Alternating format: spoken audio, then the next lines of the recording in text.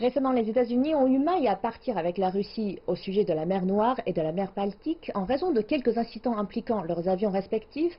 En quoi consistaient ces incidents aériens? Les États-Unis et la Russie peuvent-ils continuer à faire preuve de retenue? Jessica Chan nous fait le point aujourd'hui. Bonjour Jessica. Bonjour.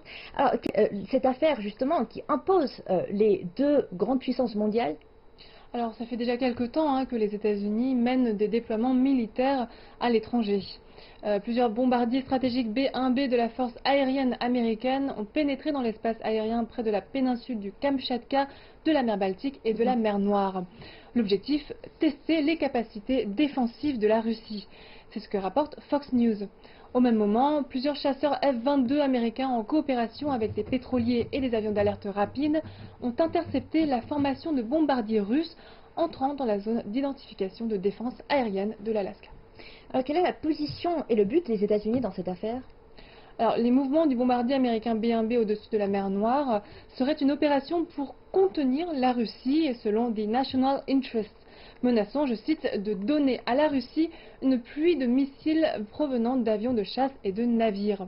Cette opération rendra inévitablement la Russie nerveuse. L'appareil a notamment simulé une opération d'attaque contre la flotte russe de la mer Noire avec un missile longue portée qui a une portée maximale de 8000 km. Les États-Unis ont une fois de plus démontré leur puissance de combat et leur capacité de dissuasion face à la Russie. Et quant à la Russie, elle va augmenter sa force militaire en montant le niveau de l'équipement de sa flotte navale et en effectuant régulièrement des exercices militaires. Et aux yeux des journalistes russes, qu'est-ce qui pourrait se passer avec les États-Unis? Alors, selon des experts russes cités par Russia Business Today, les bombardiers américains ont été détectés par le système russe de défense aérienne à une distance de 100 km des frontières du pays de Vladimir Poutine. Sous l'étroite surveillance de la Russie, les appareils risquent d'être détruits au cas où ils montrent des signes d'hostilité. Une attaque intensive par missile serait vaincue par un système de prévention et de contrôle à plusieurs niveaux. La Russie dispose en effet de plusieurs méthodes d'interception qui fonctionnent par étapes jusqu'à ce que la cible soit complètement détruite. Les S-300 et S-400 entrent une nouvelle fois dans le jeu, puisqu'ils assurent la destruction de tous les objets volants potentiellement dangereux, et ce, dans un rayon de 600 km. Et quel va être l'impact de l'attitude des États-Unis sur la Russie? Est-ce que du côté de la Russie, le pays va commencer à changer un peu leur stratégie internationale?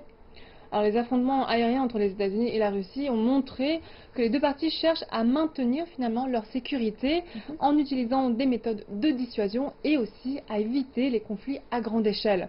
À en croire le média russe Sputnik, l'armée russe continuera également de suivre et d'observer les activités militaires de l'OTAN dans les zones proches de la frontière russe afin de prendre des mesures opportunes pour protéger la sécurité nationale de la Russie et prévenir les incidents. Donc, dans le même temps, l'armée de l'air russe et les forces de défense aérienne ont utilisé des avions de combat et le système S-400 pour mener des exercices à grande échelle. Donc, face aux dangers potentiels, finalement, la Russie renforcera également son déploiement stratégique dans la zone militaire occidentale. Merci Jessica.